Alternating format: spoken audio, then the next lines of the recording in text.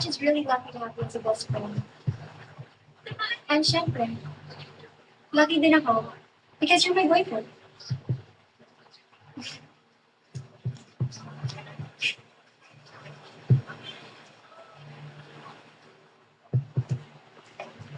Naku, ate, weak status lang talaga. Isipin mo, Oh! nagawang hindi ko. Oh! Ay, nako, kanina. Asa si Kim? Nice. Maliban lang sa panahon. Naman. Oh, Hede! Baby, nakalabas ka na pala. Galing ka na. Ikaw pa. Biro ka talaga, no? Hindi naman ako nagbuang. Ay, hindi ba? Hindi halata, ah. Alam mo, baby, ayoko na makapag-artist sa doon. Tingnan na lang natin sa hair and makeup competition. Siguradong luluwayang mga Nobil, I miss you, Nobil. Kiss me, Nobil.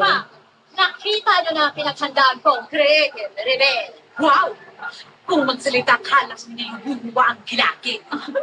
Ang sakit ng If I were you, magbalot-balot talaga sa parlor mo kasi mawamalay na yun. At saka, pinsahan mo na magkaroon ng mga home service. Eh, maganda rin naman, habay din naman ang mga funeral service dahil sigurado kung itutumba, patataubin tayo nitong kasama kong si Barbie. Right, Barbie?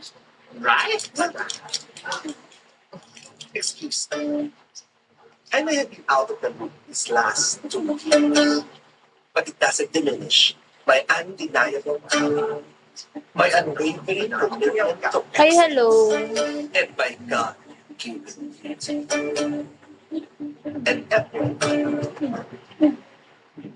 You're just a beautician. I am an artist. Ano ka?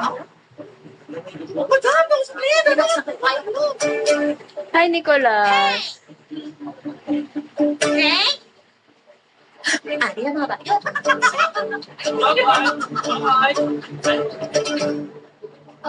Kamusta ka naman dyan sa Maynila? Okay naman. Okay going to July na yun. Excited na nga ako eh. Kaso, miss ko na si Ivan. Hey, Catch. Ikaw na bahala sa boyfriend ko, ha? Alam mo na, bantayan mo siya from other girls na. Ano? Sinungaling. Hindi ka na. Bye! Bye.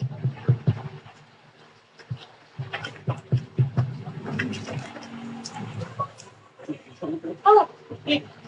Anong ginagawa mo dito? Ito na pala pinagkakabalan. Kamusta ka naman, Patrick? Wow! Nagtanong ka pa, ha? Ikaw nga itong ginagawa dito eh. Have you Lagi ka na lang, eaten? Mia. Tapos, kahapon ka na nagpakita.